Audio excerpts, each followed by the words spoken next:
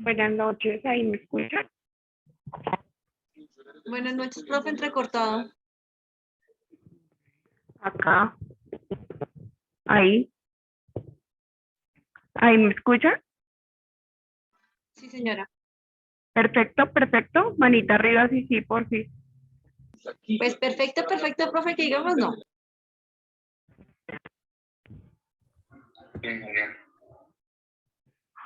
Ay, yo creo que. Lo importante es que no se entrecorte, profe. Bueno, esperemos que no nos dé problemas esto.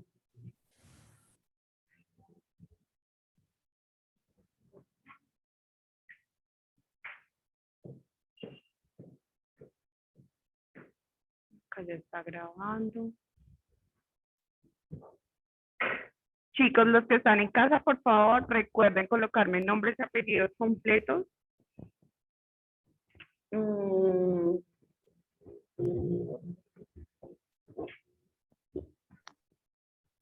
Faltan 2 personas.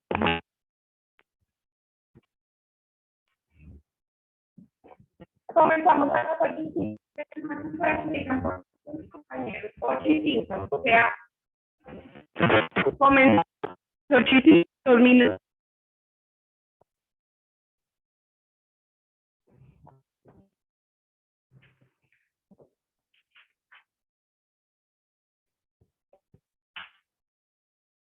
Creo que.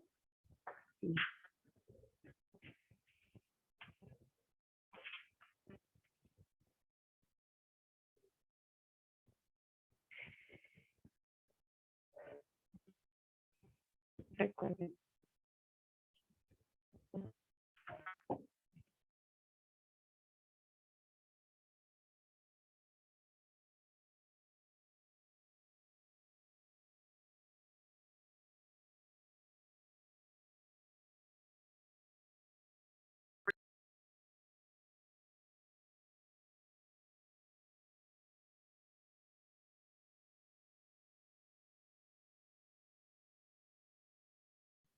A las personas que van llegando, falta 1 minuto para iniciar sesión y me colocan nombres y apellidos completos, por favor.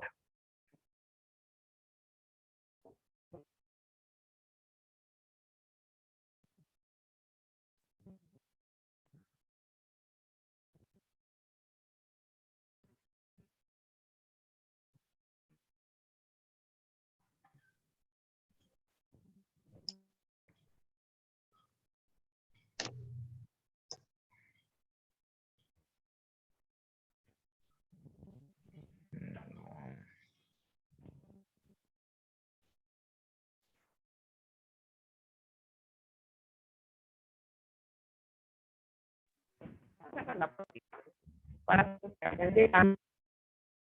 Vale.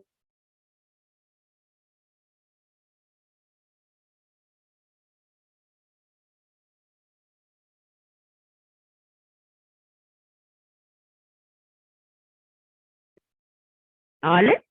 Y para tratar de sacarlo un poquito más temprano. Ay, me recuerda tu nombre. Sí, ya me hablé del ejemplo.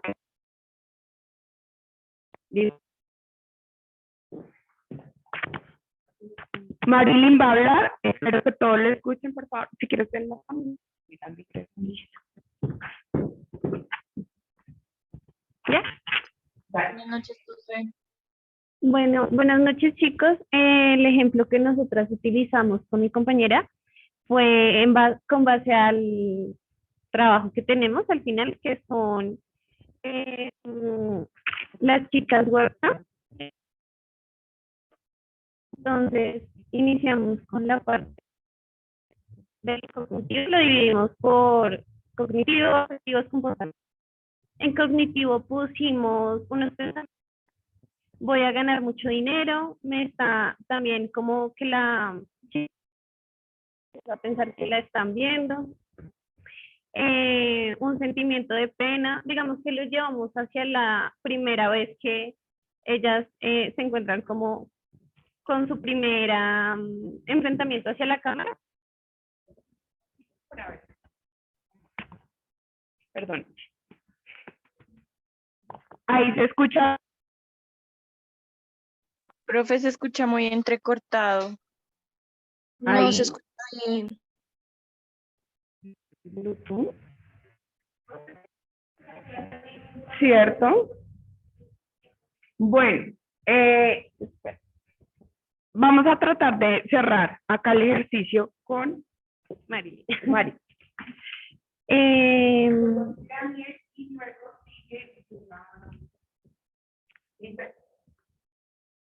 Jamie. Jamie. Ya ven, me están mirando a mí, la están mirando a mí. Aquí.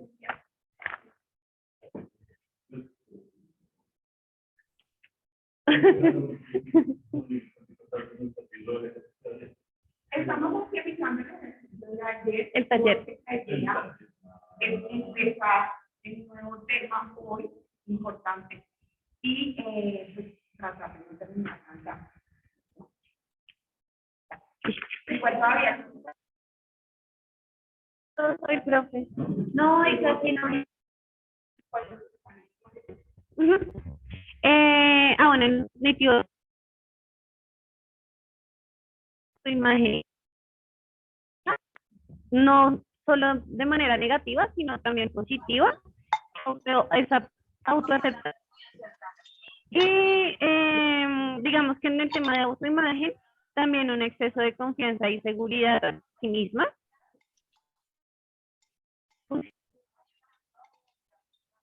Frustración, si no, digamos, no pueden hacer las cosas, digámoslo, por lo que es su primera. Y el autoestima, que está entre afectivo y cognitivo, entre las dos. Comportamentales, los digamos hacia como con ellas frente a las cámaras, entonces hay chicas que son extrovertidas. Marjorie, tienes el micrófono prendido. Alejandro, creo que también lo tienes prendido. Alejandro Cuervo, Shirley Milena también lo tienes encendido. Por favor, apáguenlo. Porque el micrófono sí está fallando ahorita. Sí, ¿me están escuchando? Sí, profe, ahí se te escucha. Dale. Lo sociocultural lo llevamos hacia el estigma social, los prejuicios morales que hay frente a este tipo de trabajo, la falta de inclusión social y en su entorno, como es la respuesta familiar.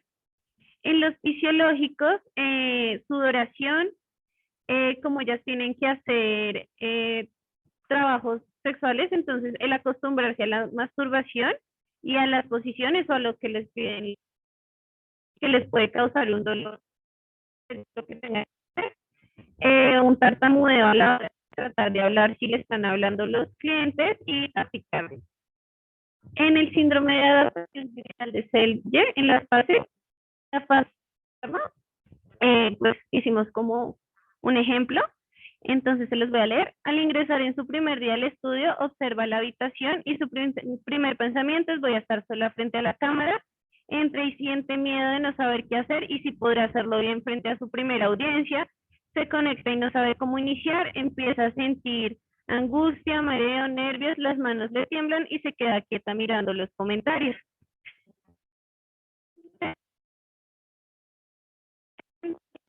Y se da cuenta que hay un comentario que la motiva, que dice: tocándote los lo que le están pidiendo, y a moverse con un espectáculo en su cuerpo, y empieza a recibir tokens que la hacen sentir mejor. Y pasamos a la fase de agotamiento. Sin embargo, unos minutos más tarde, leyendo también los comentarios, un usuario le dice o le escribe que tome uno de los juguetes y se golpea a sí misma enviándole tokens para que aumentara la fuerza. Al ir incrementando, empezó a sentir dolor y ardor en su espalda. Al voltear a revisar, se nota gotas de sangre y un olor desagradable, lo que la lleva a vomitar y desmayar. Sí. Gracias. Muy bien. O sea, perfecto. Ustedes lo entendieron perfectamente. Muchísimas gracias. Además, creo que ya lo habíamos hablado en los grupos. Alejandro, por favor, cierra tu micrófono. Please. Gracias.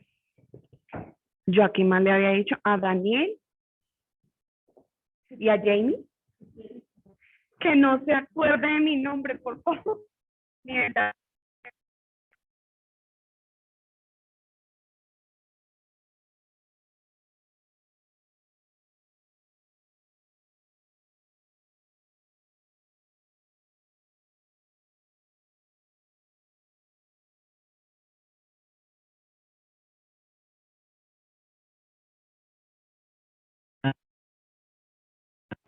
Nervios.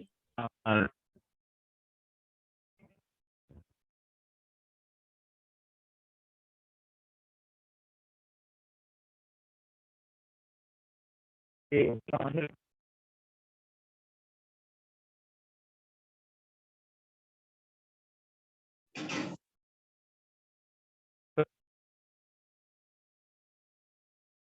hacer trabajo volantero. Ya en el primer día empieza a sentir los síntomas de ansiedad, nerviosismo, temblor. Entonces se trata de hallar la resistencia, regulando la sintomatología, y la persona como que se adecua y empieza a laborar o a realizar su actividad. Cuando le va a pedir al jefe que le pague, se vuelve a activar la sintomatología de alarma y empieza a haber como un agotamiento donde la persona como que ya se siente súper agotada, como que trata de tener un intervalo de sueños y ya, de ese caso. Sí, cuando hablamos de conductas o comportamientos, respuestas, límites, lo normal que se dé es shock,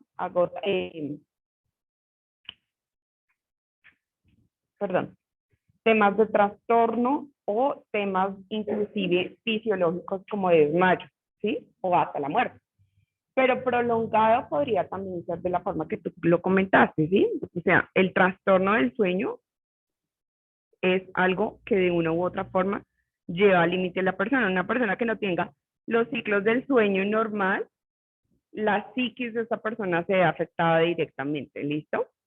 Es importante tener en cuenta esto. Y bueno, como ya llegaron las otras personas, buenas noches, ¿cómo están?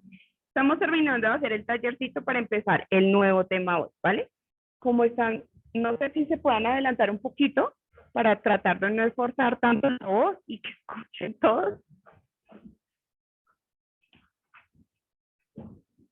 porque igual creo que cada uno también va a tener que hablar de sus objetivos. Jamie, no me mires así. ¿En serio? Un problema muy grande. No importa, ahorita no participas, pero en la propuesta sí, si quieres. Vamos a ver.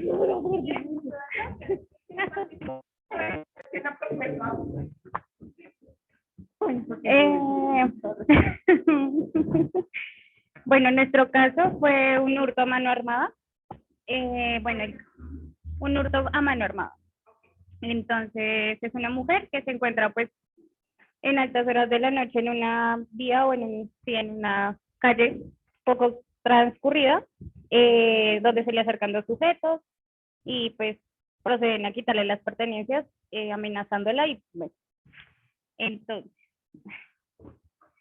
en la fase de alarma, como tal, estamos bien, pero encontramos como el nervios a la hora de, pues, de la situación, sudoración, temblores, pánico al no verbalizar o pedir ayuda, y pues taquicardia o acelerado del ritmo cardíaco. En resistencia, no sé, pues nuestro caso sería como no puso resistencia, simplemente procedió como a entregar sus pertenencias y pues también como la frustración que se presenta en el momento de no poder hacer nada, ¿sí? Sí, y en agotamiento,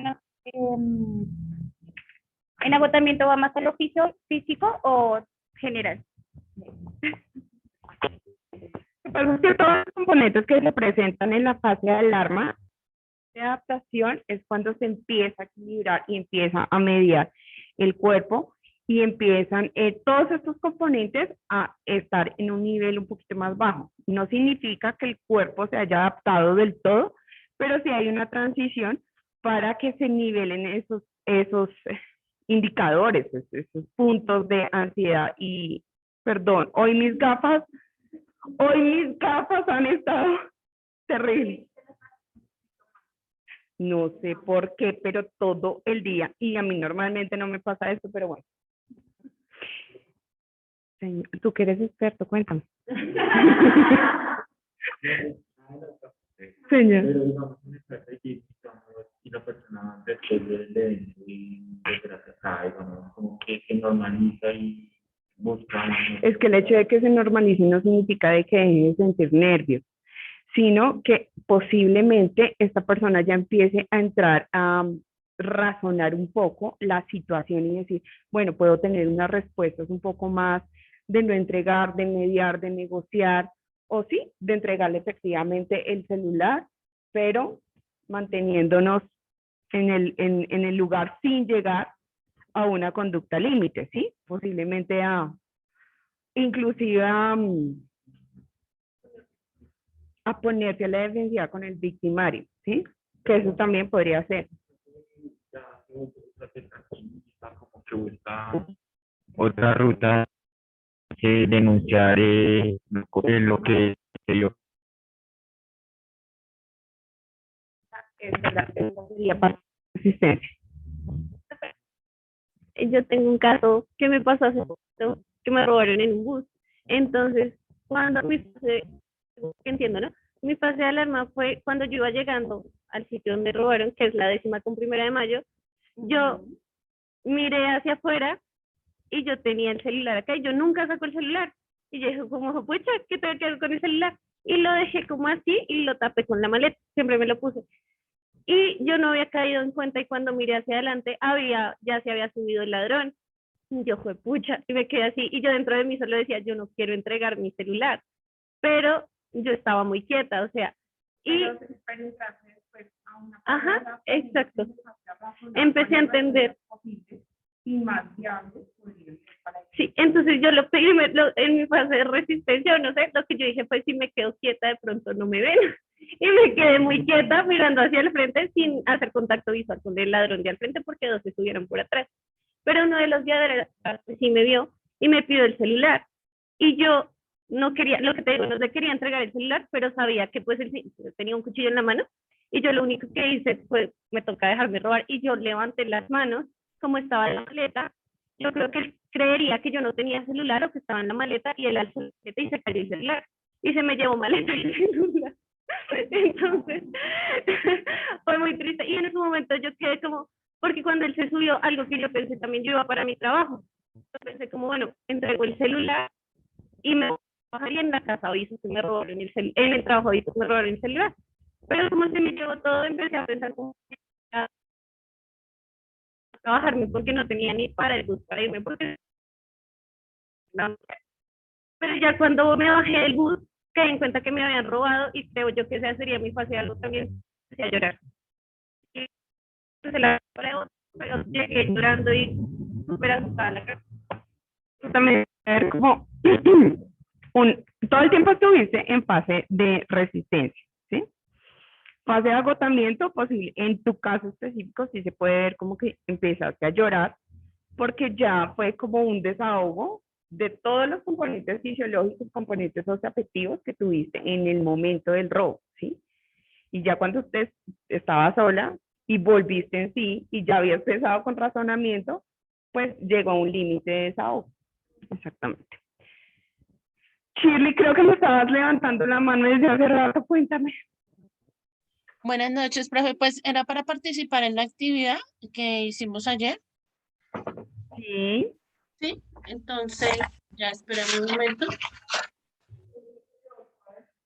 dale, va. Vamos a darle, Marjorie, también. Ahora me No se preocupen que todos van a hablar hoy y mucho más con el tema de objetivos. Los objetivos creería que se nos va hasta mañana porque voy a tratar de cerrar un poquito a las 40. No sé si tú, Kimberly, me puedes decir el tiempo por favor. Y se me pase yo. Bueno, profe, el tema que nosotros trabajamos ayer en clase es el duelo. Tomamos como referencia a un familiar que falleció por COVID a los 62 años. Entonces, lo vimos de ya a manera familiar, o sea, no nos especificamos en una sola persona, teniendo en cuenta que afectó todo el núcleo familiar. Dentro de ese comportamiento fisiológico, en muchas de los familiares se manifestó a través de dolor de cabeza, llanto, calor en el cuerpo.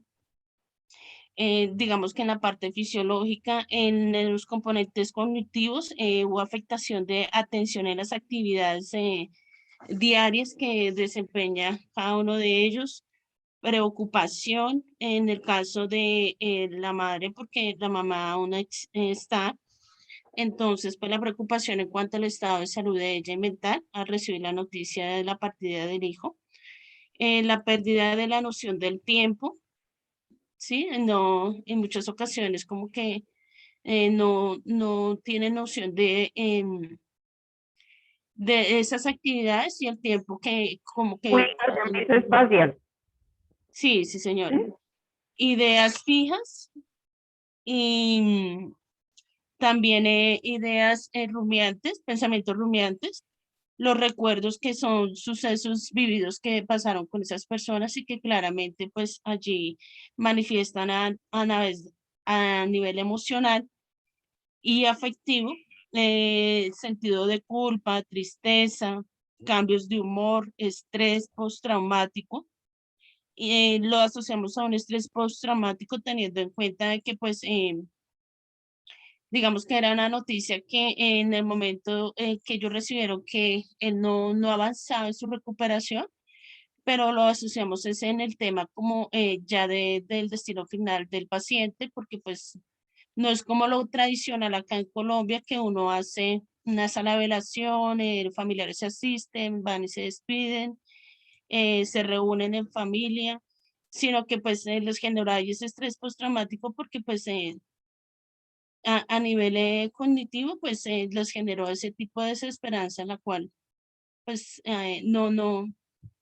como que no asimilaron allí de la manera más adecuada y la situación, pues lo asociamos desde esa manera. Impotencia, irritabilidad, rabia en la parte afectiva emocional. Y en la manera comportamental, bueno, también asociamos el tema de los cambios de humor allí y la ruptura del núcleo familiar. Entonces, la ruptura a nivel del núcleo familiar, pues entonces se asoció el tema de los componentes socioculturales, que es en el momento del acompañamiento religioso por el tema de las creencias, las reuniones familiares, los desacuerdos económicos, gastos familiares, teniendo en cuenta que esta persona pues sí contaba, digamos, económicamente para no generar unos gastos funerarios, pero si hubieron gastos porque de esta persona dependen otros tipos de personas, entonces ahí hubo un desajuste en esa parte. Y la unión familiar teniendo en cuenta el factor económico. Entonces ahí empezaron las discrepancias, perdón, por ese tema. Y en fase de alarma, pues fue la noticia del fallecimiento de él, empezaron a preguntarse del por qué, en qué momento sucedió, la desesperanza, el llanto, el pánico, como esa ansiedad que genera impotencia de que, de que no, pues no sabían que se había partido, pero pues no, como que no sabían cómo, qué otro tipo de acción poder generar bajo esa situación.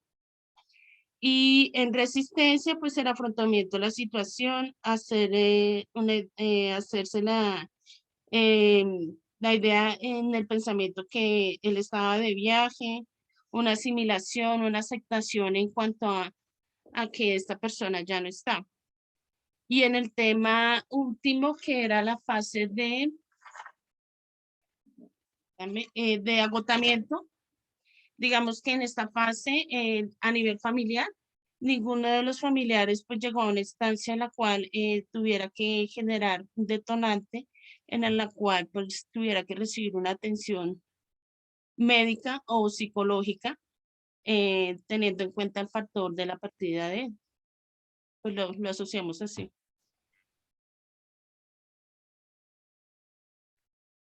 Profe, ¿estás hablando? No te escucho.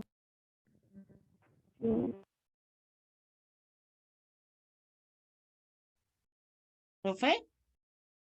Encendí el micrófono. ¿Me escuchas? Ahora un poco, sí, profe. ¿Ahí me escuchas? Sí, señora. Listo, que tú estás narrando un caso que yo llevé a finales del 2020, muy similar. La señora estaba, la mamá del señor, del paciente, estaba en UCI y había muerto, estaba en UCI así como un mes. El hijo del señor estaba en otro hospital y también estaba muy mal. Murió 2 días antes de que a él le dieran también y él estaba en UCI. Entonces, él no se alcanzó a enterar cuando la mamá y cuando el hijo pues habían fallecido.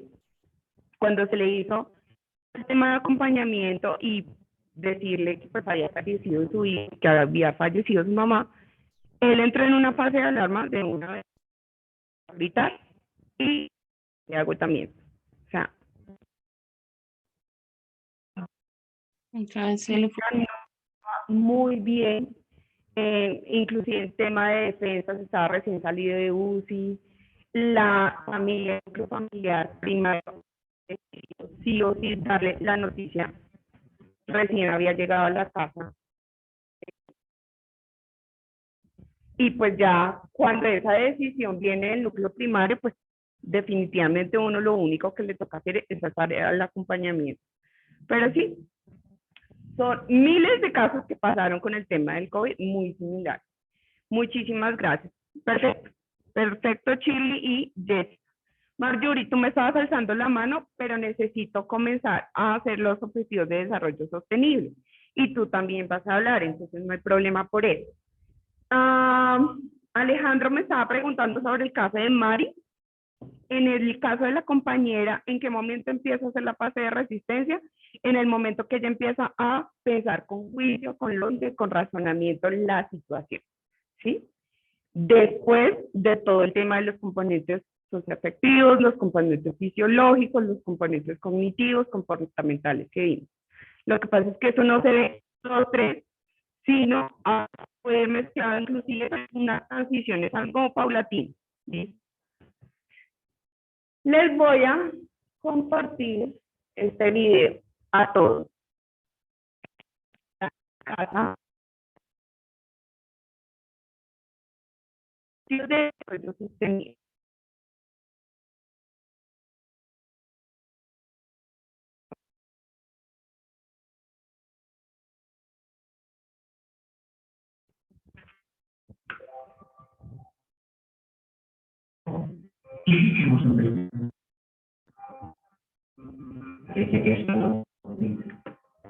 Miles de millones de personas viven. Y la mitad de la población mundial sigue teniendo menos derechos y posibilidades solo por el hecho de ser mujer.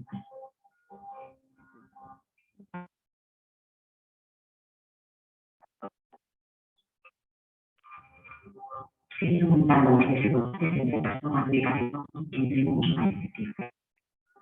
Los índices de contaminación y pérdidas del mundo. Tenemos un modelo de vida que no respeta los límites científicos del planeta. En septiembre de 2015, conscientes de esta realidad, los líderes mundiales adoptaron en el seno de Naciones Unidas un acuerdo. 30 y los objetivos de vigencia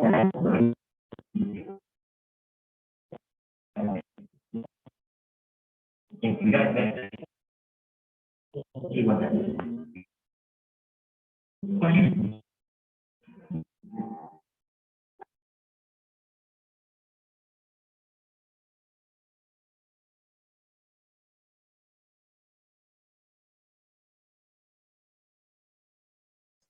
Profe, buenas noches, qué pena. No sé si soy el único, pero creo que no se escucha.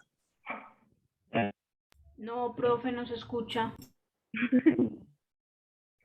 Recortado el video y todo. Dios mío. Sería mucha molestia, profe, que nos compartas el link en el grupo allá, ahí ya, y lo miramos acá a ver. Gracias, profe.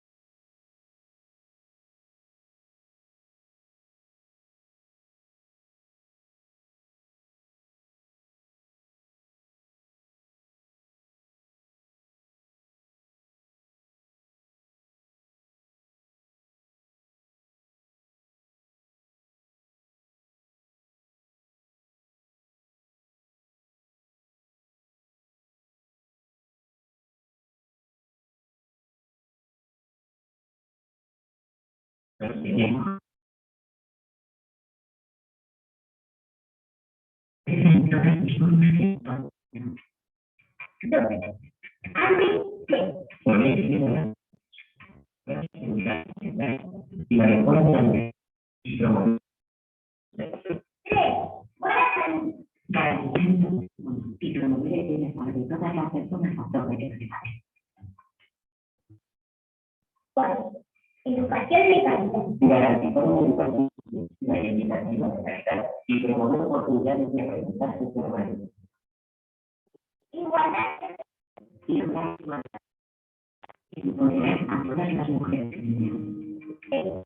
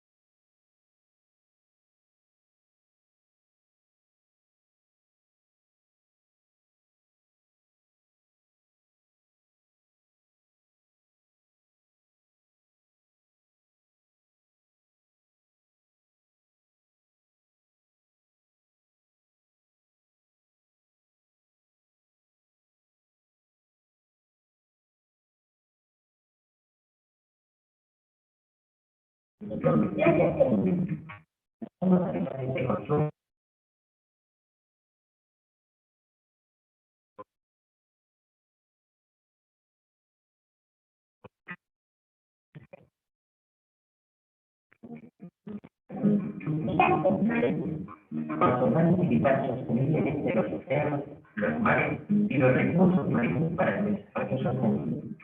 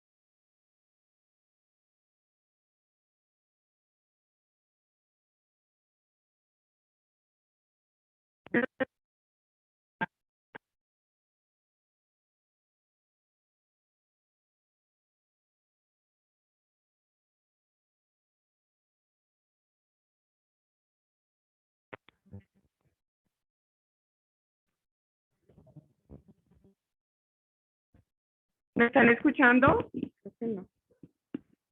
Sí, profe. Sí, profe. Listo. Entonces, los objetivos de desarrollo sostenible, básicamente, el video lo narra muy detallado. ¿Qué pasó en el septiembre del 2015? La Asamblea General de la ONU reunió más o menos 197, 96 países del mundo para crear proyectos de desarrollo sostenible y preservación de la humanidad a largo plazo de nuestras próximas generaciones. Mucho de lo que habla la señorita Greta, la niña sueca que les estaba... Esto realmente es un proyecto que nos atañe a todos, no solamente a las entidades públicas, no solamente a las entidades privadas, sino también a la sociedad. Nosotros como individuos, los primeros videos hablaba del...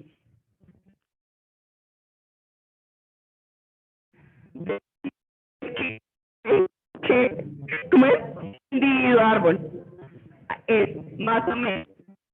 Eso, ¿qué es lo que pasa en Colombia? Contribuciones que tiene que hacer en los otros 100 y pico países, 193, 96 países, tiene que hacer un informe de desarrollo sostenible anual y presentarlo a la ONU. Sociedades, compañías públicas, compañías privadas, sociedades civiles, tienen que contribuir a esos indicadores para empezar a mitigar. A ver, esta.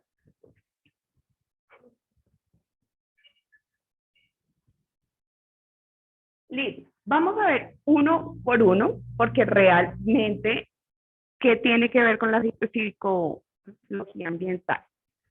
Todo. Cada uno de los proyectos que está ahí, por lo menos hay un psicólogo en intervención. Desde La Guajira hasta el Amazonas, desde el Chocó hasta los Santander, ¿sí? O Nariño, si se podría decir, si nos vamos un poquito más abajo. Entonces, los objetivos de desarrollo sostenible se ven evidenciados por este informe anual. Es muy parecido al informe que yo les decía que miraran en GRI, que googlearan, así tal cual que hacen las compañías anualmente de las empresas. Que si se efectúan o no de manera efectiva estos proyectos, pues vamos a ver que ustedes investigaron y vamos a discutirlo. No todos los objetivos de desarrollo que no está, no creería que se nos va al 7.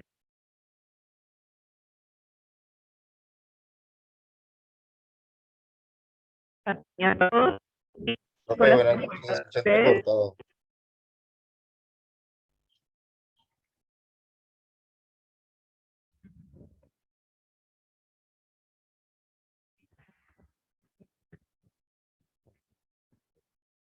¿Quién me estaba hablando? Alejandro Ortiz.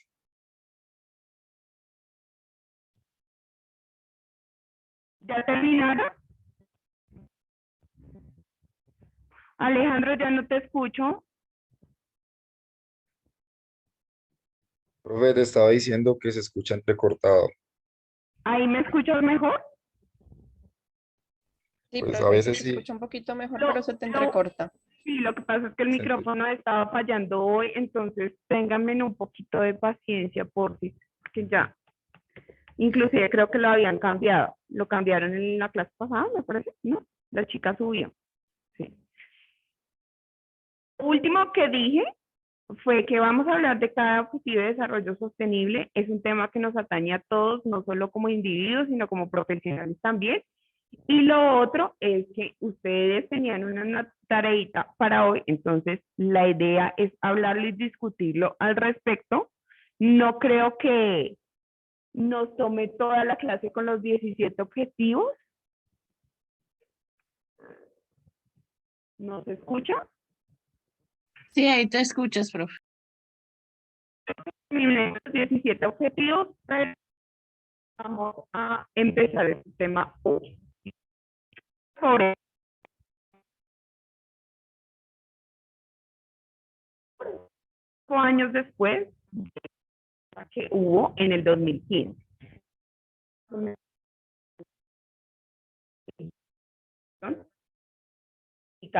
Luego en el 18 todavía. Y luego era como el indicador que iban a cumplir a 2030. El índice de la pobreza multi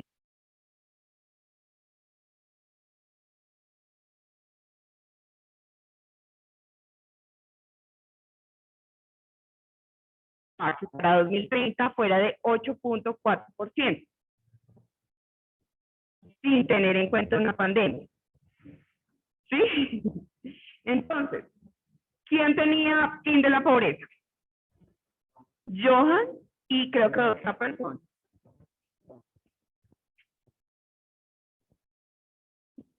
De los que están conectados. Shirley, tú tenías Shirley, levantó la manito. Shirley, Sí, eres- profe. Liz, ¿Me escuchas? Paola, Shirley, Alejandro y Johan. Ujú. Shirley, cuéntame.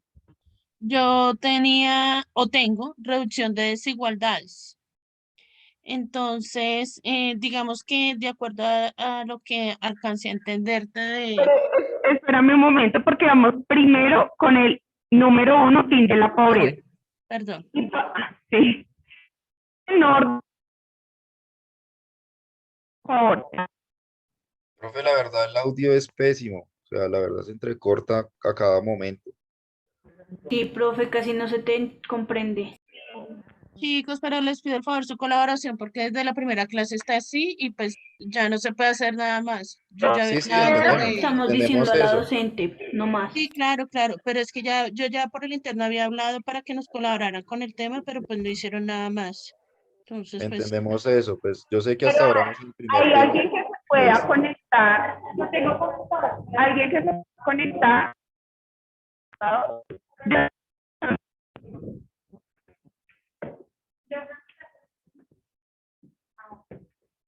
Johan.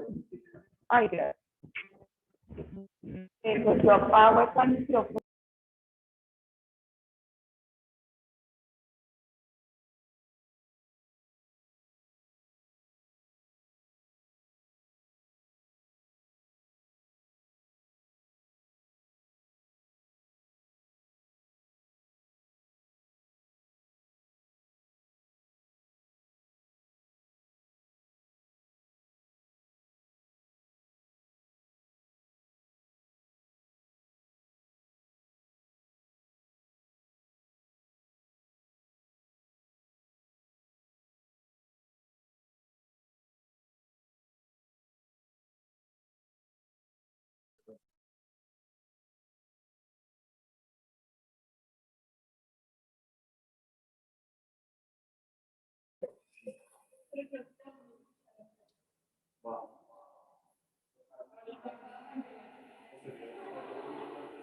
¿Ahí me escuchan?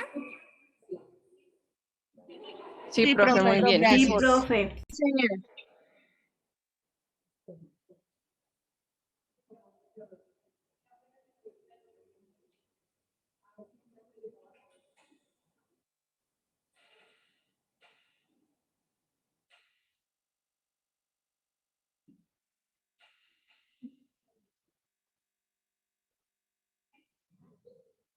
Listo. Voy a volver a repetir algo importante. Dios mío, el proyecto. Ay, Dios. Ahí ven la diapositiva. No, profe, no se está viendo. Sí, ya se- Ahora sí, ahora sí. ¿Y ahí me escuchan? Sí, profe, mejoró muchísimo, muchas gracias. Sí, gracias, profe.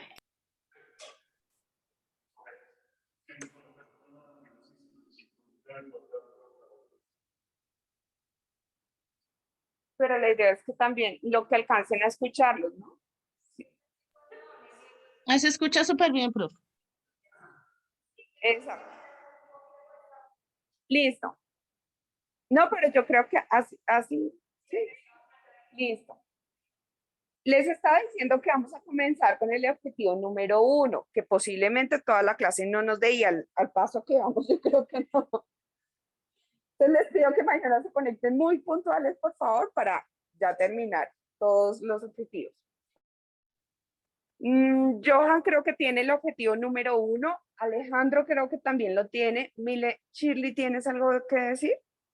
Shirley también lo No, tiene. profe, antes de que se entrecortara, pensé que podíamos hacerlo aleatoriamente, pero no, usted los va a manejar en orden. Entonces, Sí, cuando en orden. toque, no hay lío. Y después Paola Mora, ¿correcto? ¿Listo? Entonces, vamos con Johan. ¿Qué encontraste, Johan?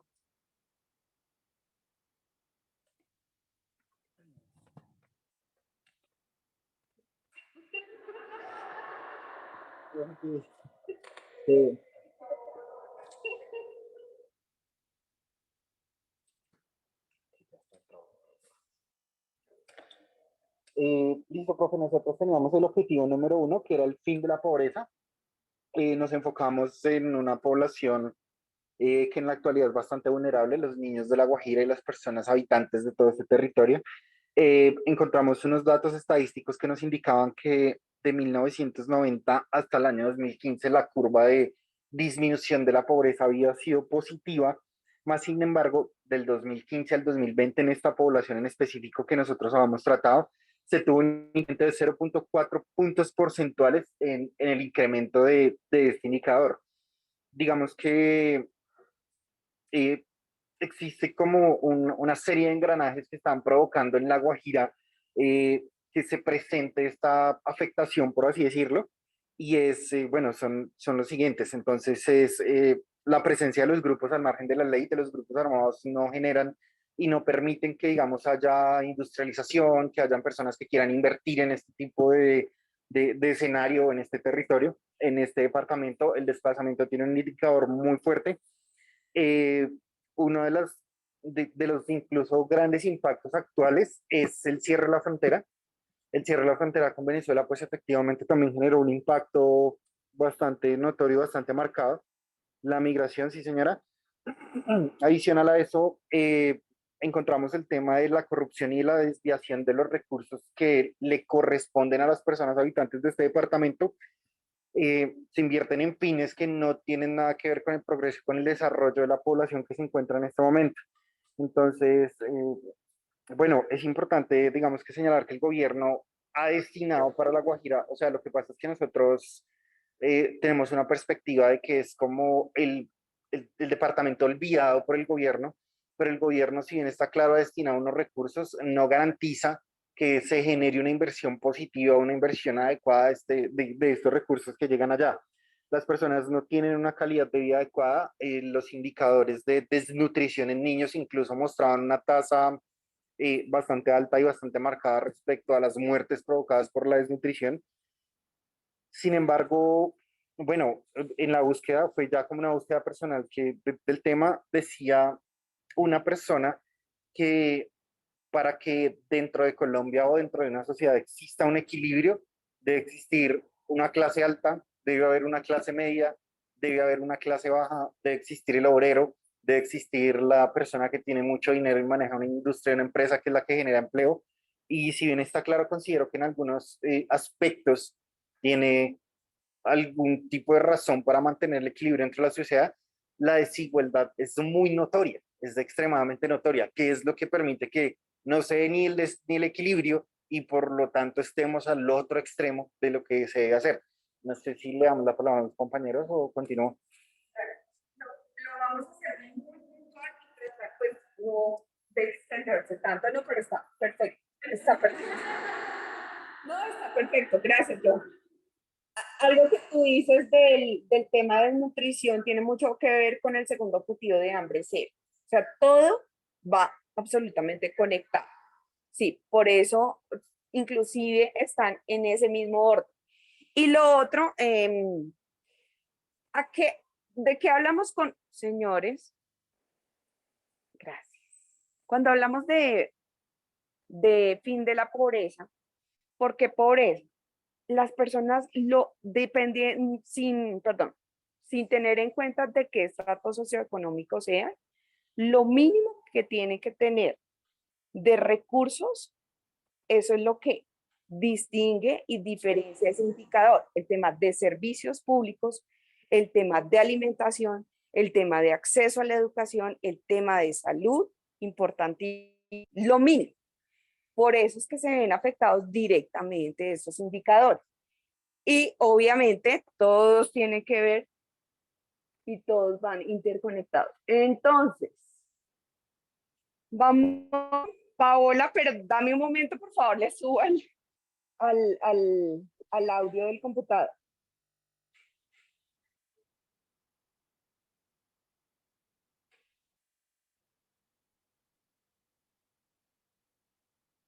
Listo, dale.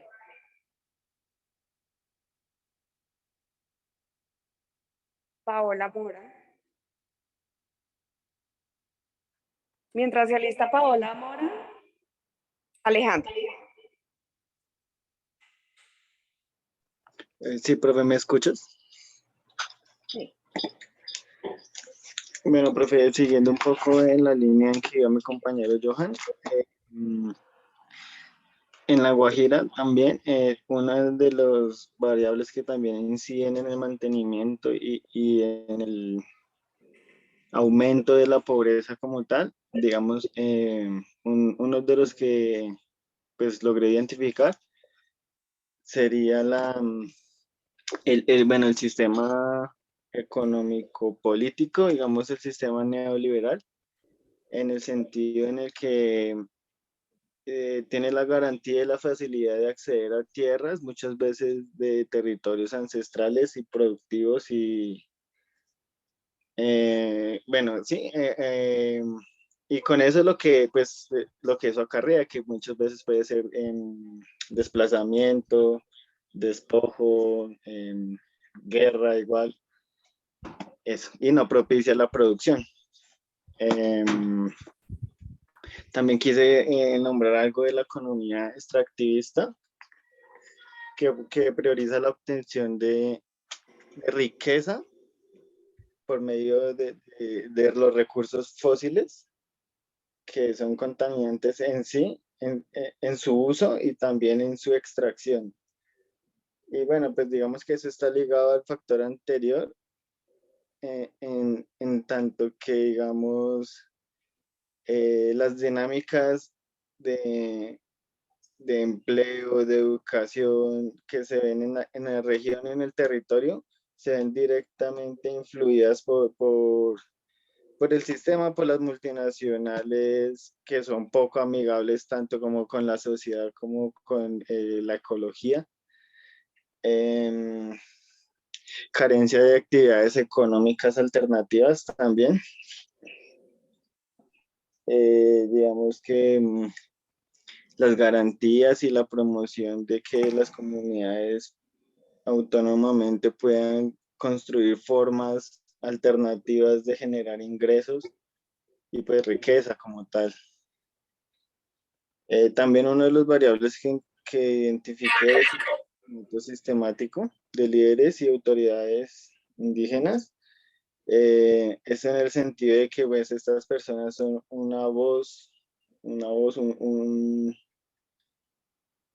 una exigencia justa y que bueno, que digamos son silenciados porque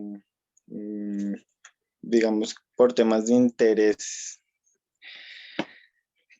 que pues también se ve relacionado con el aumento y el mantenimiento de la pobreza. Gracias. Ya. Vamos a hacer el corte virtual. Estuvo muy bien tu aporte. Espérate. Ay, profe, también quería hablar de una cosita. Dale. También había como unos comentarios en común de personas diferentes, en tanto que, digamos, sí habían algunos planes de acción en La Guajira, en el territorio como tal, pero son planes de acción que son muy reduccionistas o muy tímidos o no alcanzan a tocar a profundidad las problemáticas como tal. Entonces referían las personas que muchas veces los planes de acción gubernamentales son generalizados para todo el territorio o la región como tal, sin tener en cuenta la diversidad y la multiculturalidad que allí puede existir. Digamos también como las diferentes dinámicas que ocurren dentro de la región. Entonces, digamos que menciona que los planes de acción generalizados para toda la población, no, digamos, no sé cómo decirlo, como individualizar o no atienden, digamos, la exigencia estructuralmente y objetiva y especializadamente, sino que referían a que eran planes generales para toda una población sin tener en cuenta, digamos, la diversidad que allí podía existir.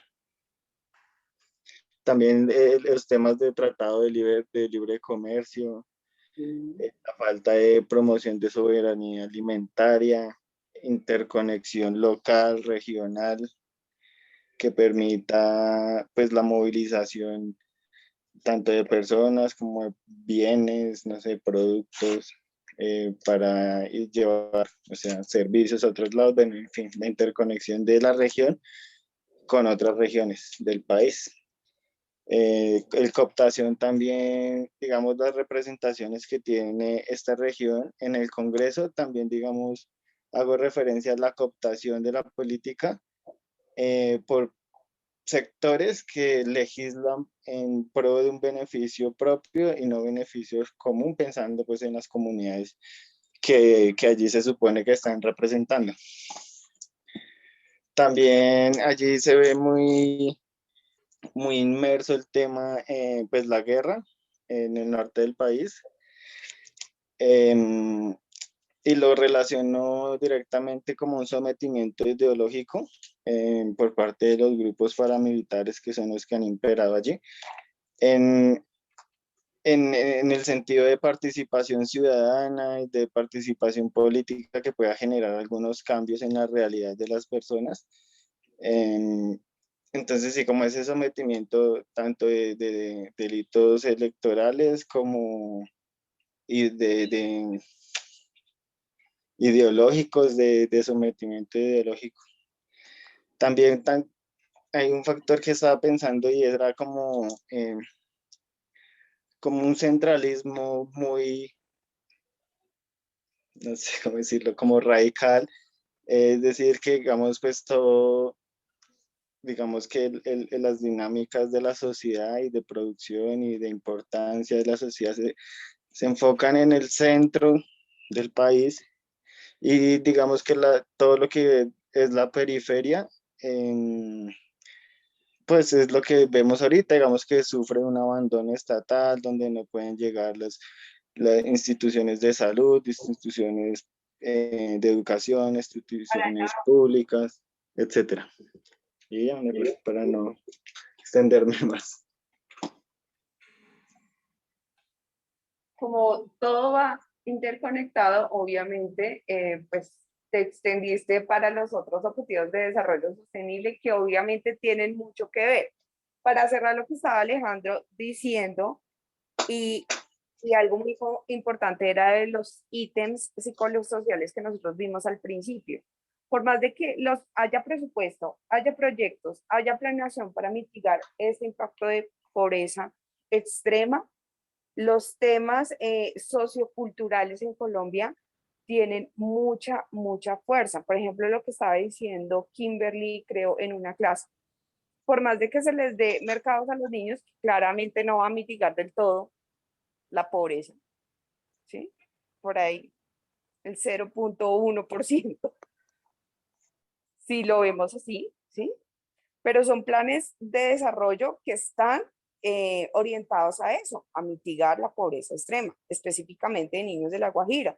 Pero pues ellos venden sus mercados, porque hay detrás un tema de costumbres, un tema de sociedad muy fuerte, ¿sí?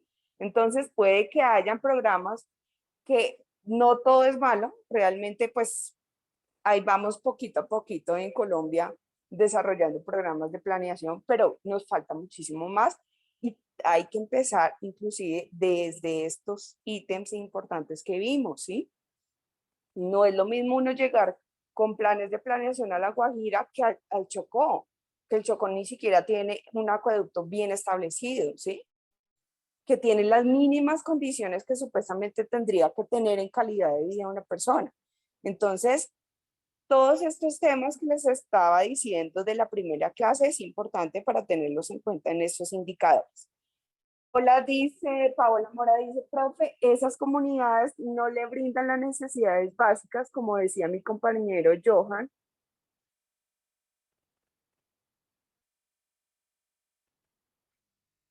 Un momento. Ay, no puede ser. Ya.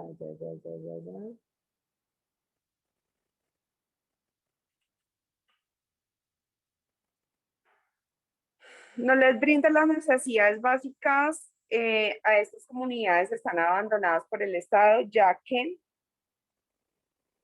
bajando. Dios. Ya que el acceso a la educación son desplazados desde sus territorios por grupos armados, no tienen unos servicios básicos, sus servicios básicos como alcantarillado, agua. Y se me vuelve otra vez con la flecha. Lo que pasa es que no tiene acceso, no tiene micrófono.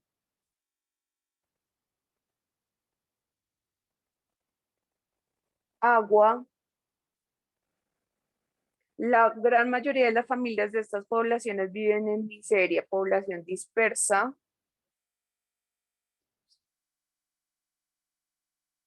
Aspecto cultural, esta situación se destaca mandataria, es una gran dificultad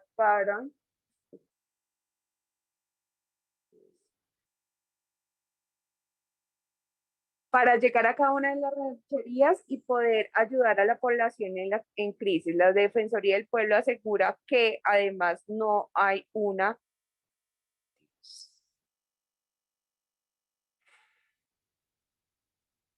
caracterización real de la población guayú, por lo que el subregistro en desnutrición es alarmante. Y ya vamos para el segundo indicador de hambre cero.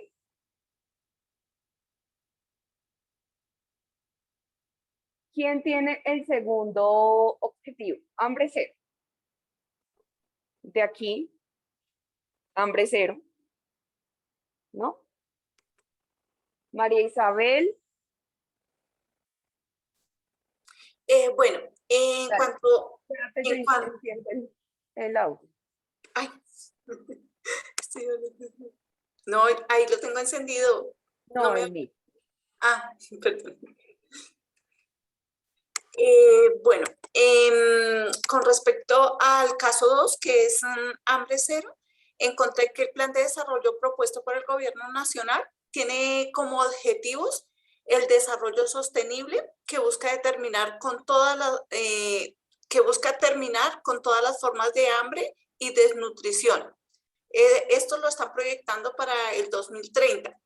Y velar por el acceso de todas las personas, en especial de los niños, a una alimentación suficiente, nutritiva, durante todo el año.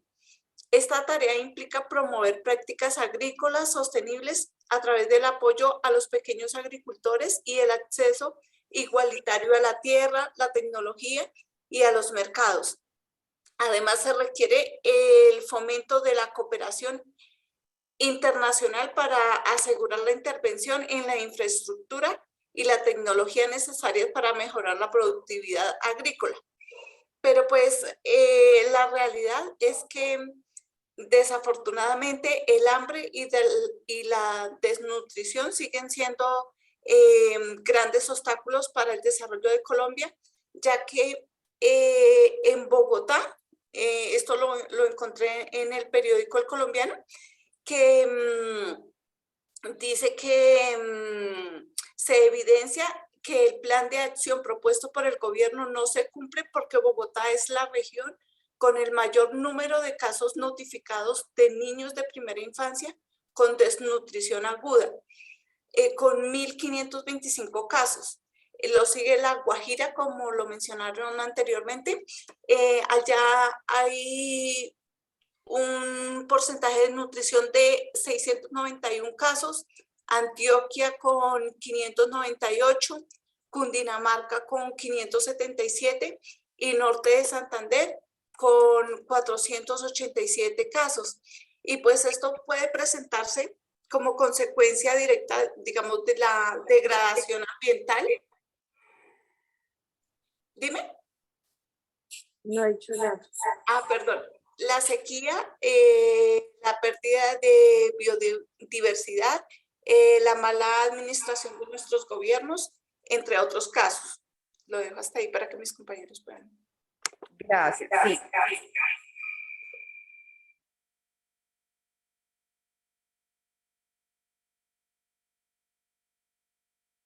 Gracias. Todos los soportes son válidos, pero recuerden la optimización del tiempo, chicos.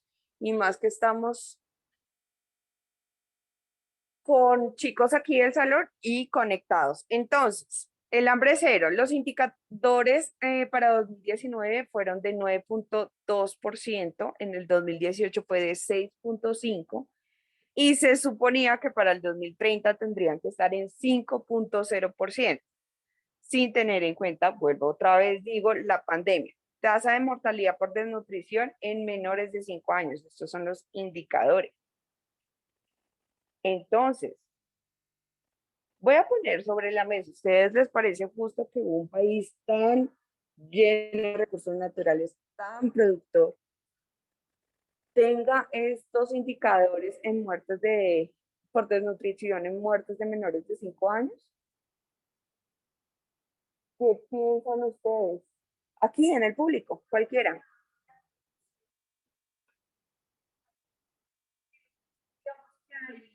Programas que se están generando, pero entonces realmente todos los recursos no les llegan directamente a esas personas.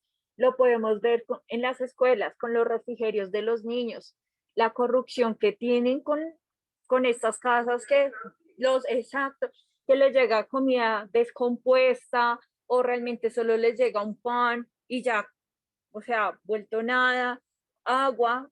Muchos de los niños, bueno, no tienen los recursos en la casa, pero los mandan al colegio esperando que allá les dé alguna alimentación y no se genera.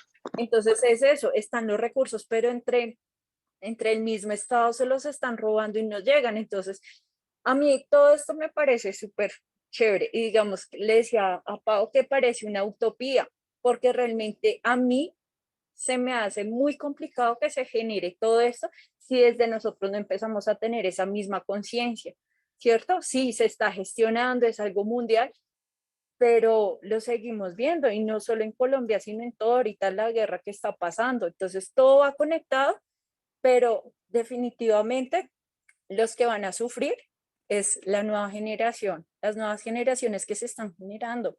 Ahora pues la alimentación nos está brindando, también el respeto a a las culturas, los indígenas, los vemos, los emberas, eso sucede. ¿Y qué pasa? Bueno, ellos están acá porque no pueden vivir en su territorio y toca buscar soluciones.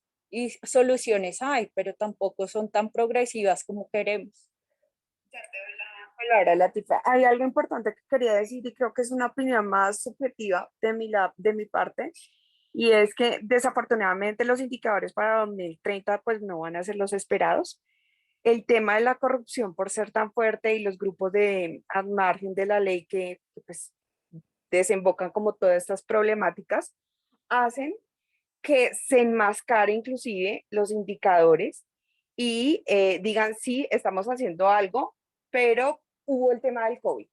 Entonces el tema del COVID ahorita es razón principal, inclusive para tapar mucho del tema de la corrupción hoy en día. Es algo, una opinión muy subjetiva, pienso yo, pero sí, desafortunadamente creo que a largo plazo pues estos indicadores no van a ser muy alentadores.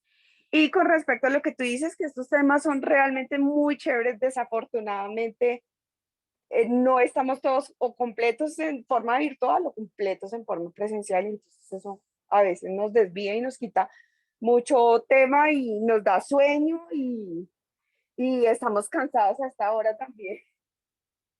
Digamos que respaldando un poco lo que decía mi compañera, yo sé que el tema de corrupción es algo que impacta bastante, pero también lo asocio al tema cultural, ¿sabes?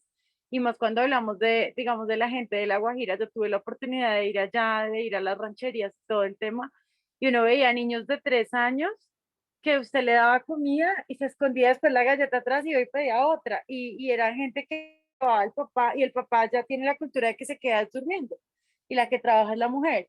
Y entonces uno ve mujeres que no planifican porque es que son sus creencias y entonces es su cultura y tienen 6, 7, 8 niños. Entonces pienso también que es un tema de educación y obviamente atado a la corrupción, que es lo que más pesa, es indicador, por eso se va a ver afectado en el 2030. Sí, Sí, total. Desafortunadamente es así. ¿Alguien más que quiera aportar acerca de esto? Ah, Alejandro, cuéntame. Algo puntual, por favor. No, Sí, no, estamos profe, quería hacer Espérate un momento, relación en cuanto a la pobreza. espérate porque te voy a dar sonido. Ya. No quería hacer referencia en cuanto al hambre cero, a unos puntos que había hablado, que era, bueno, claramente la corrupción es un factor importante en el hambre y en, bueno, el bienestar alimentario.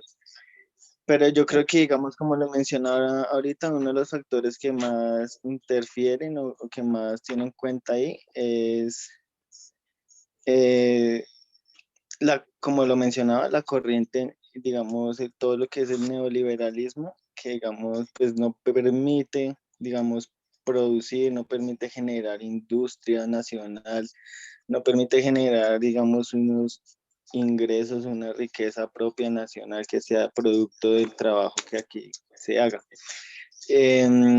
Entonces, ¿esto qué hace? Bueno, que se importen la mayoría de cosas, pues como no se produce nada, casi nada, entonces toca importar la mayoría de cosas, entre esos los alimentos. La mayoría de alimentos que se consumen son importados, entonces eso es muy injusto y incoherente y salió de casillas porque pues un país productor de alimentos, un país agricultor que tiene todas las condiciones para hacerlo y que no lo haga solo por ser partícipe de un sistema que genera garantías solo para algunos sectores y propicia la desigualdad.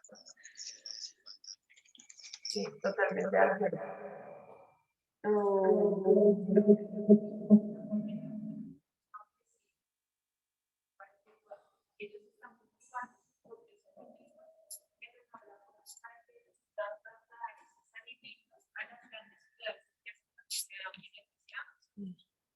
Y digamos, la canasta familiar está muy cara, pero porque la mayoría de productos que consumimos tienen este otro lado. Eso se vio mucho, por ejemplo, en el tema de los paros, ¿no? No sin irnos a ninguna corriente política. Sí, se vio.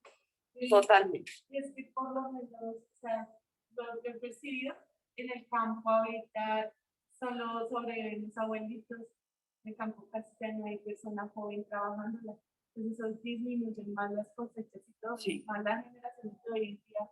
No vas a ver un adolescente en el campo porque ellos ya son más de ciudad, que se van perdiendo. Sí, sí, sí, totalmente cierto. Iba a decir algo, pero se me... Pasemos al número 3. ¿Quién tenía el objetivo número 3? Nosotros somos. Listo. Daniel y Julián. Antes de que pasen ustedes, es salud y bienestar. ¿Listo? Voy a dar unos indicadores de tasa mortalidad materna que tienen que ver con el tema de salud y bienestar. En el 2019 era de un 67.0. En el 2018 era de un 51.0. Para el 2030 se tenía que llegar a un 32.0. Vamos a ver, dice, muertes por cada 100.000 nacidos vivos. Esos son los indicadores. A ver.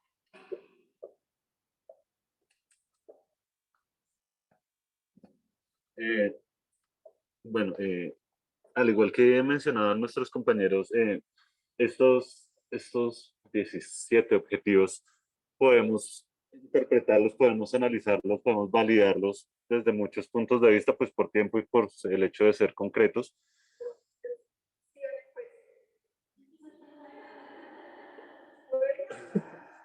Okay. Con Daniel habíamos... con Daniel validamos 4 que se nos hacen relevantes y que de igual manera creemos que están entrelazados entre ellos.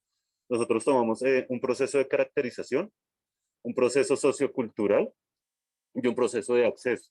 Esas son las variables que nosotros vimos importantes. No me voy a detener mucho en caracterización, pues porque Daniel va a hablar un poco de eso, pero sí es importante que a nivel Colombia pues, pueda ser un poco, no sé si genere polémica, pero bueno. Los procesos de caracterización en Colombia son paupérrimos. Lo que decía Latife, obviamente la encuesta del CISBEN, aunque no es salud, porque es una encuesta de caracterización para validar la calidad de vida y los estándares que tienen los colombianos, por medio del CISBEN se puede acceder a servicios de salud mediante esa caracterización. Las comparaciones son tediosas, son odiosas, pero por lo menos lo que pasó con todo el éxodo y toda la migración que tuvimos de venezolanos. Si nosotros nos ponemos a comparar la caracterización de Colombia a la caracterización que se le hizo a la población venezolana, totalmente diferente. La caracterización con los ciudadanos venezolanos fue prácticamente de un 90-100%. Todos ellos tienen un acceso a la salud, o sea, prácticamente que completo. Y pues ahí está el inconveniente con los colombianos. Este indicador va relacionado con lo que tiene que ver con las creencias y con los aspectos socioculturales. Por ejemplo, la comunidad en Vera, lo que decía Johan, lo que tiene que ver con la Guajira. Tienen muchos preceptos y muchos conceptos que no permiten que el acceso a la medicina actual o moderna se les pueda generar de una manera global, de una manera completa. Sí,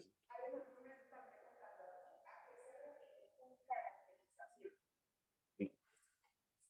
Como lo entendemos, es el proceso de medición, integración y toma de base de datos para tener valga la redundancia, para tener una base de datos actual y vigente en cuanto a los habitantes o a los ciudadanos colombianos, para poder medir pues, las características específicas y las necesidades de cada uno, o por lo menos de grupos sectoriales. Ese sería el proceso. El DANE lo hace, sí, señor. Y planeación.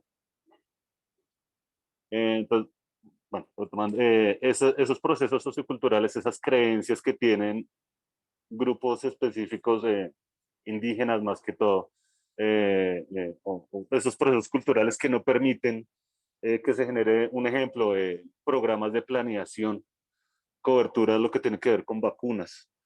Entonces, desafortunadamente en Colombia, el acceso, lo que tiene que ver con salud y bienestar, tristemente llega aproximadamente a la mitad de la población colombiana por todo este tipo de inconvenientes que estamos mencionando. Lo que tiene que ver con acceso, lo tomamos de varias maneras, lo que tiene que ver con no solo el acceso físico, sino el acceso a la información. Obviamente sabemos que comunidades como la Embera, Guajira, el Amazonas, el acceso físico a instalaciones, a lugares donde se les pueda brindar una cobertura, un acceso a la salud, o sea, donde se les pueda garantizar, es supremamente complicado. Entonces aquí podríamos hablar de economía, de corrupción, lo que decía Mari, pero pues yo creo que basta ahí para que siga Daniel.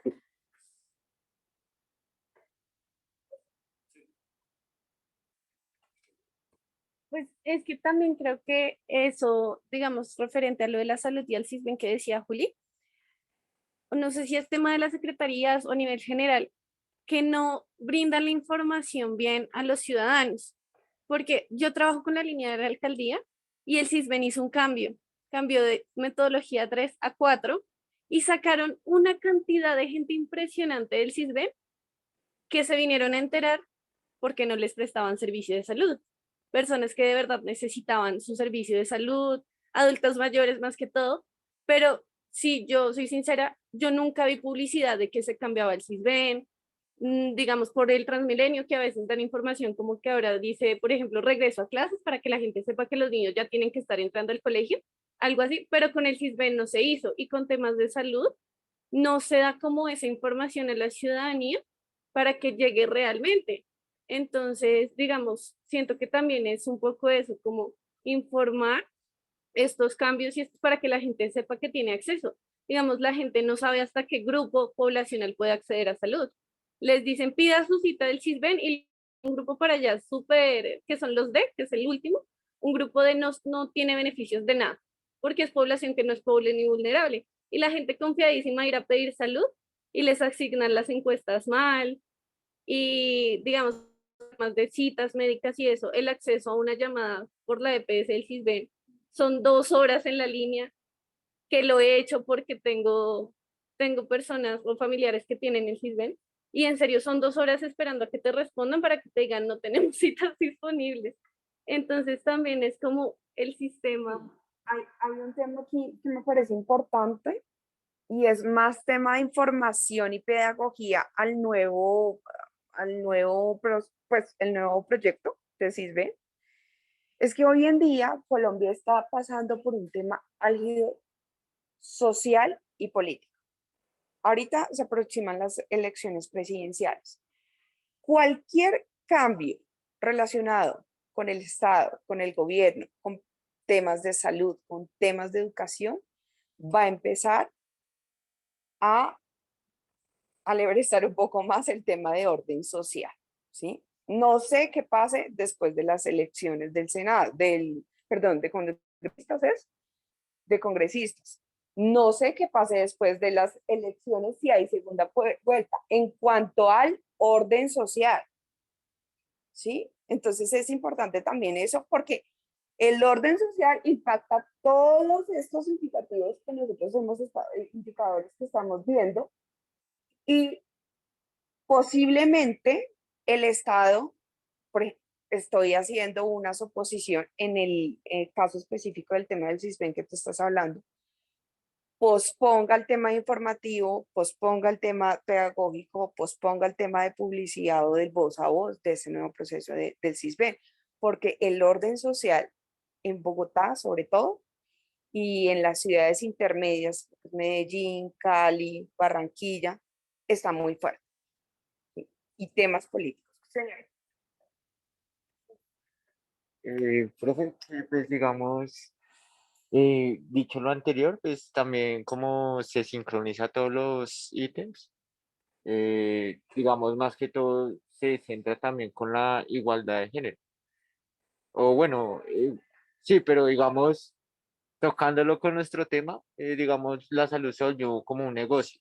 O sea, prácticamente se vive en los 3 estratos, estrato alto, medio y bajo. El bajo sí hay como una, bueno, un intento de ayuda, pero digamos el medio ya, pues, si uno quiere salud, pues o la empresa o independientemente, pero pues toca cancelar.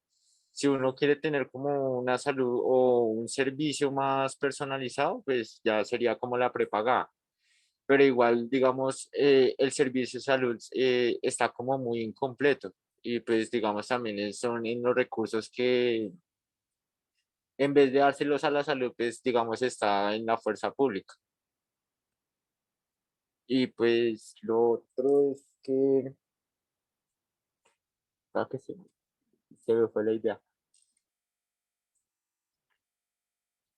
Pues sí, digamos también con lo de la problemática actual del COVID, pues también se vio mucho que, o sea, le falta mucho a la salud, o sea, colapsó, pues uno entiende que pues también afectó otros ítems, pero pues digamos la salud quedó muy irregular.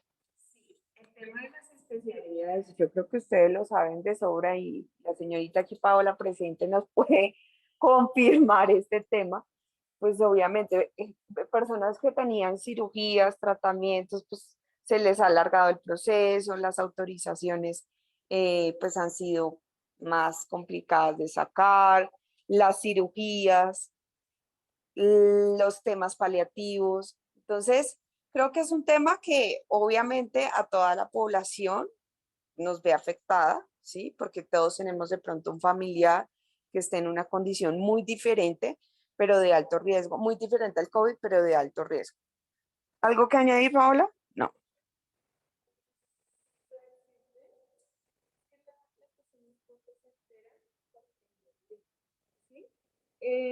A veces dicen, la excusa es como, es que la gente no se comunica, pero no se preocupan a mirar y a leer la información que se deja, por lo menos donde yo trabajo, es el diario vivir, donde la muchacha encargada está diciendo en las salas de espera lo que va a ocurrir.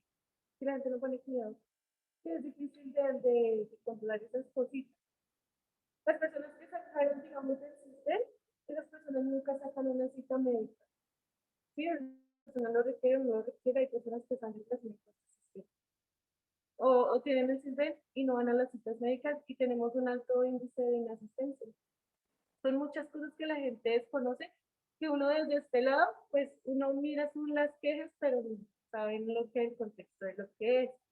Y lo de la pandemia sí fue terrible, yo hablaba con Jessica anoche de todo lo que a nosotros desde el sector salud nos tocó vivir en la pandemia y nadie se imagina lo que es estar allá adentro. Y sí, todo lo ambulatorio se movió, se trató de moverlo, que es lo de consulta externa, para que me entiendan, se trató de mover a lo máximo. Pero todo lo que son quirúrgicos, todo eso sí se detuvo por el riesgo de las muertes. Hay una cosa en particular que yo pienso también desde mi punto subjetivo, y es el tema del triage en urgencias. Desafortunadamente, yo le pongo un rango de edad por ahí entre 20, 25 más o menos, como hasta los 40, 45 años. Las personas que van a urgencias, obvio, hay muchas, no estoy generalizando, ojo con eso. Hay muchas que tienen sus dolencias físicas, muchas que realmente necesitan estar ahí en urgencias, como hay otras que le están quitando el turno, le están quitando la posibilidad a las personas que realmente lo necesitan y solo van por temas de incapacidad. O sea, es un tema ético y moral que digo yo que hay que evaluarlo desde el individuo y del accionar de uno. En el tema, por ejemplo, de la población de los niños, sé que cuando un niño va a triage, va a urgencias, es porque realmente la mamita sabe, porque mi mamá sabe cuando realmente el bebé o el niño está mal, ¿sí? Y porque lo necesita. El abuelito, que es un libro abierto de medicina interna, pues claramente tiene sus dolencias y vaya porque realmente lo necesita.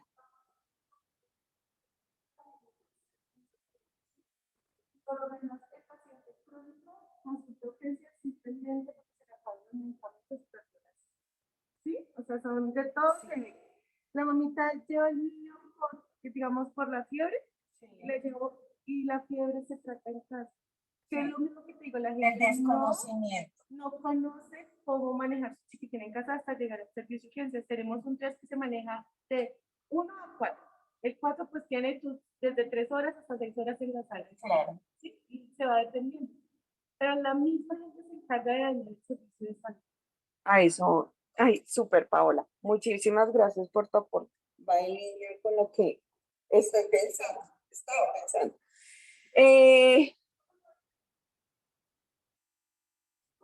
Jessica, ¿tú también eres enfermera? Sí, creo que sí, ¿no? ¿Que no? Es que yo veo algo y es que, digamos, que yo siento que el Estado está privatizando las EPS y está desapareciendo, como entre comillas, los subsidiados, ¿sí?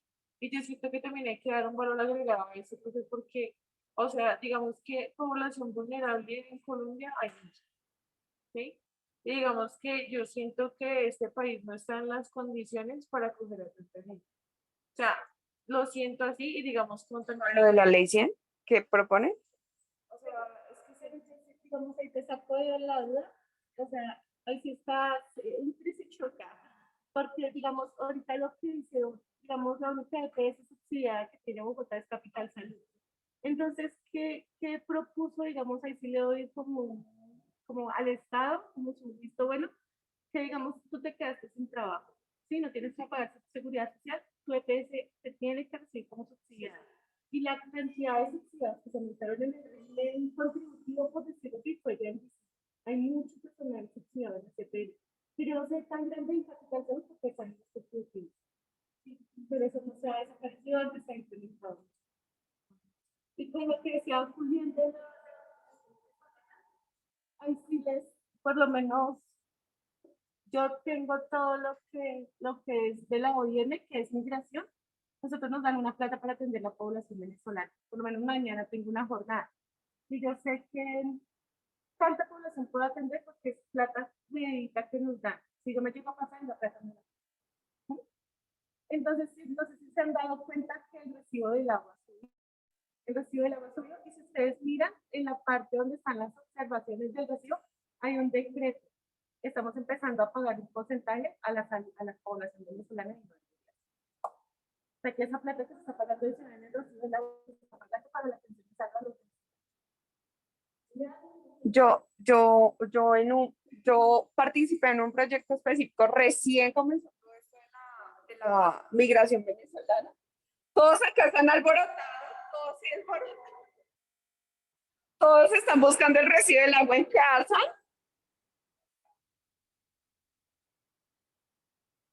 Bueno, sí, les iba a decir algo en línea con lo que dice Paola. Yo participé en un proyecto específico de migración venezolana. Recién estaba comenzando casi todo esto. Y en cuanto a al tema migratorio, al tema de visas, al tema de pasaportes, que ellos se les extendió inclusive después de después de vencidos se les extendió 2 años más en vigencia, todo el tema de permisos de trabajo, fue demasiado flexible el gobierno colombiano. Claramente ahí detrás unos intereses al que Colombia tiene que reportar. Creo que todos lo saben, ¿no? ¿Algo más que añadir a salud y bienestar? No. Listo. Vamos con educación de calidad. Esto se está poniendo bueno, y eso que vamos en el tercero. Educación de calidad. ¿Quién tiene educación de calidad? ¿Cómo? ¿Paola? Vamos con Paola. Porque yo en este tema específicamente. Bueno, yo tenía unos datos que saqué precisamente del DANE y a Colombia pues le evalúa lo que es las pruebas saber y Colombia tiene muy mala educación. Los estratos que mejor educación tienen son los colegios privados, los que pueden pagar el colegio, son los que mejores pruebas saber tienen en Colombia. Pues los colegios distritales no. Las regiones donde se disminuyó las matrículas durante este año. Quiero preguntar algo específico. O sea, todo lo que tú estás hablando es post pandemia, o sea, espectacular.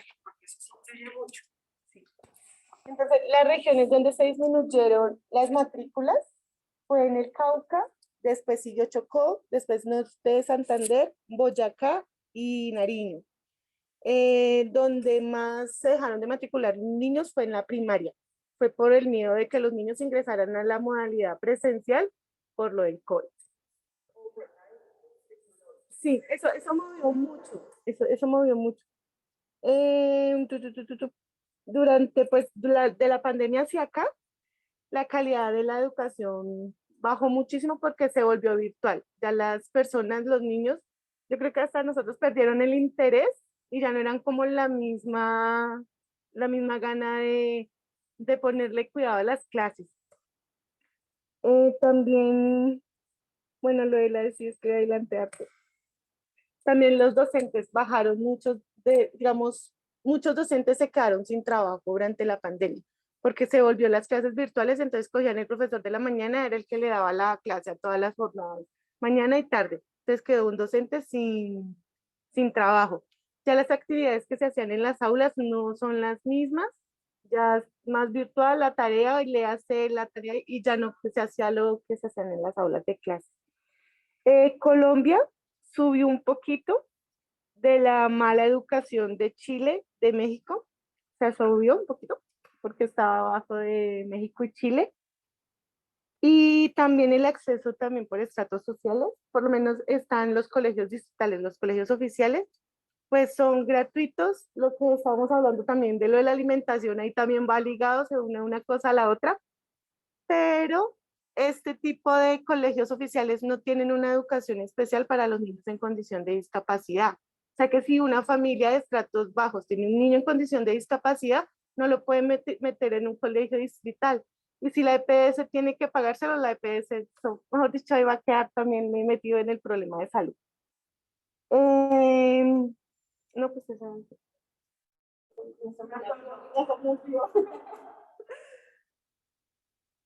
¿Alguien me iba a hablar por acá? No.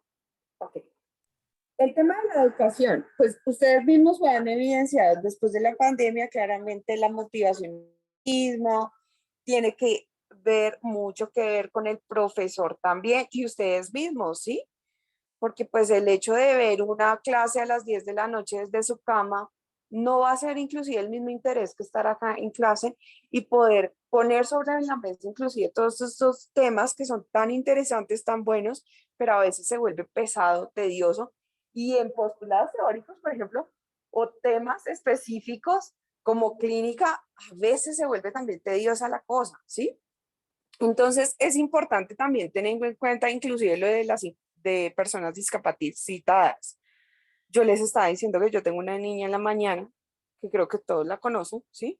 ¿Sí? Que ella es invidente, ella tiene sus temas y es realmente para uno de docente muy retador y necesita herramientas especiales definitivamente que la universidad no las proporciona, que los docentes muchas veces por conocimiento tampoco, ni por dejar a los otros 40 alumnos y no poder explicarle puntualmente a ella cómo es todo este tema. Y el aprendizaje, creería yo, que para ella pues no ha sido de la mejor forma en la adquisición. Entonces, el tema de educación de calidad, vamos a ver los indicadores que nos dice. ¿Qué horas son? Ya casi. Listo. 3 minuticos. Solo avanzamos hasta el cuarto. Y yo pensé que íbamos a quedar hasta el 8. Yo dije, bueno, pero estuvo bueno e interesante. Pero la idea es que mañana se conecten todos. Voy a finalizar con los indicadores de educación de calidad. Y creo que Angie también tiene el tema de educación de calidad. Entonces cerremos hasta aquí el objetivo para darle la oportunidad también a ella. Dice, cobertura en educación superior. En el 2009 estaba en 35.7%. En el 2018 estaba en 57.0%. Y en el 2030 se esperaba que estuviera 80% de toda la cobertura nacional en educación superior.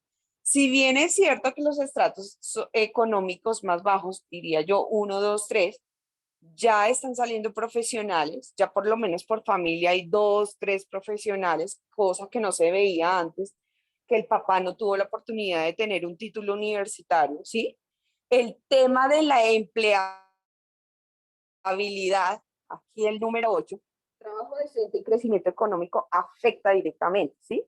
Porque ustedes no se imaginan la cantidad de personas que salen graduadas en psicología por facultades, imagínense, o sea, es lo que yo les digo, no solamente con los que están aquí, afuera el tema de trabajo y competencia laboral para psicólogos está súper complicado. Entonces, es ser integrales como profesionales y mirar cómo ustedes pueden sobresalir y tener un plus más allá de lo que otra persona puede tener en una entrevista laboral. En una entrevista laboral yo tenía practicantes de psicología de todas las universidades. Y a veces son despectivos con eso, ¿sí? Si eres de tal universidad, pues sí puedes rendir, si no, pues no. De todas maneras, ese tipo de cosas influyen y por eso hay que capacitarse y seguir aprendiendo cosas diferentes y que complementen a su educación superior. Andy, creo que estabas por ahí. Aquí estoy, profe. Dame un momento, te doy sonido.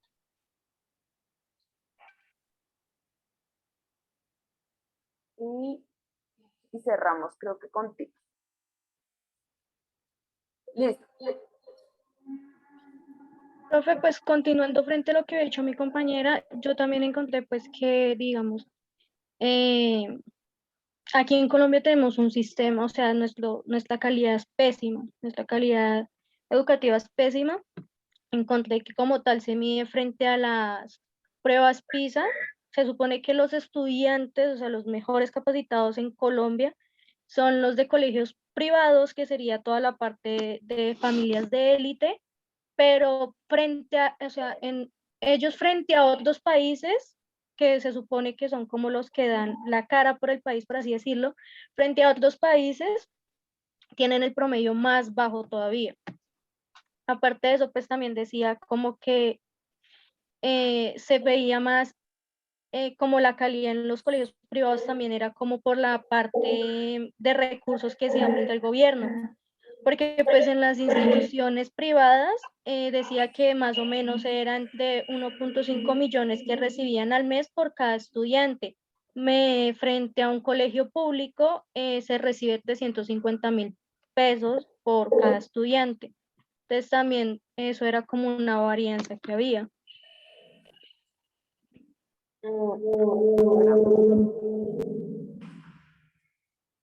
Esto me recordó el tema de ser pilopago.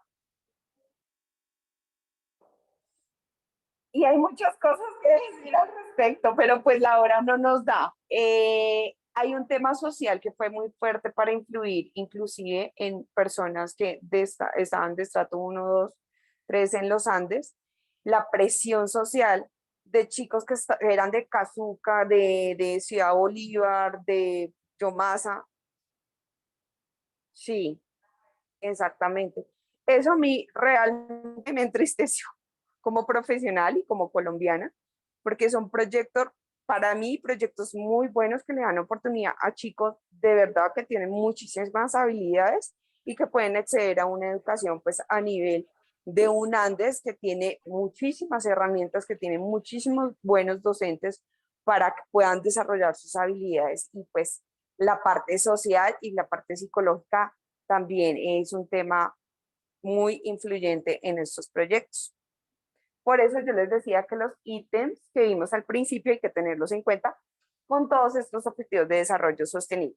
Chicos, muchísimas gracias por su paciencia. Gracias por todo, gracias por su pasaporte, por sus aportes. Espero que mañana, por favor, estén conectaditos para que alcancemos a ver todos los objetivos y finalizar el tema y entenderlo de la mejor forma. Muchísimas gracias. Gracias, profe. Gracias, profe. Gracias. Chao, profe. Chao, profe. Hasta mañana, profe. Gracias, profe. Gracias.